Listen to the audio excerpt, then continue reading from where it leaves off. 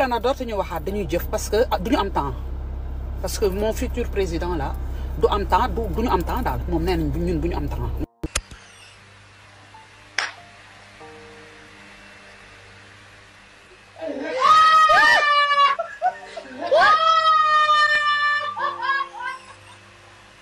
amul benn sondage Sénégal configuration politique fii bu Pastef am plus de 35% amul ça n'existe pas.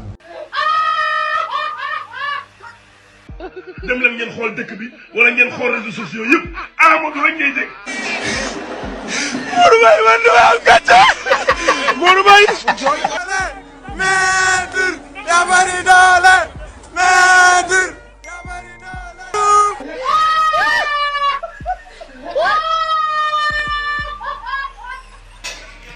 gaay li ma gis man te mën koo wax mooy gis naa kenn koo xam ne nii ci réew mi na ko sénégalais yi gën a bàyyiwaat xel ci lii ma leen di wax muy président Amadou Ba xam nga tax ma bàyyi ko xel Amadou Ba campagne am yépp li ci ëpp solo mooy ci suñu njaboot ëllëg ñun jeunes yi lan lañu war a mën a am ci réew mi ëllëg jël naa samay engagement ci moom ci liggéey ci lépp.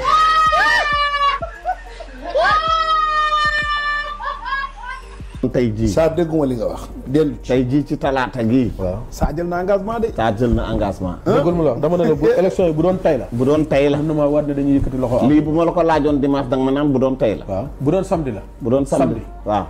boo ma invité bu la neexee man mën na maa jox Sénégal yëpp ñu mooy dégg ragaluma ci. waaw bu la neexee samedi ma ñëw toog fii.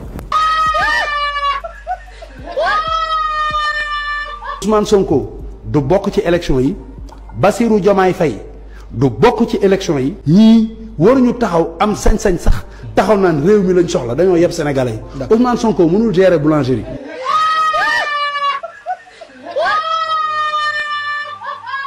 avocat am ñu ne. Abdou ndax da nga bëgg a gis ma xaraw xam nga yàlla bëgg ko te man nit ku baax laa xam naa ne xaru baaxut mais su Bassirou naree jël Sénégal ma xaru.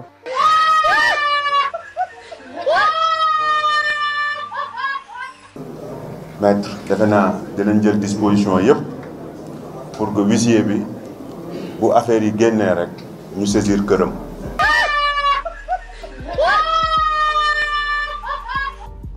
maa ngi wax billahi wallahi tallahi jamono bii kenn gën a jekk ci doon président ku mooy Amadou Ba te buñ demee élection premier tour lay jàll.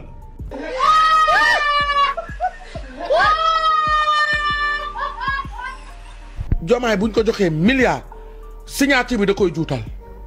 yaay li ngay wax day juutal signature. soxna Aida li ngay wax xam nga ko. man maa la wax li bu wër a wëkkëngee ba ñu dum mooy ba jàkkaarloo. ba askan wi jàkkaarloo lii jot na de yaay. luy jot na te ni ngeen fagaroo noonu. xam nga dégg noonu la nga Pastef dégg nga fagaroo. bokk ci Jomaay.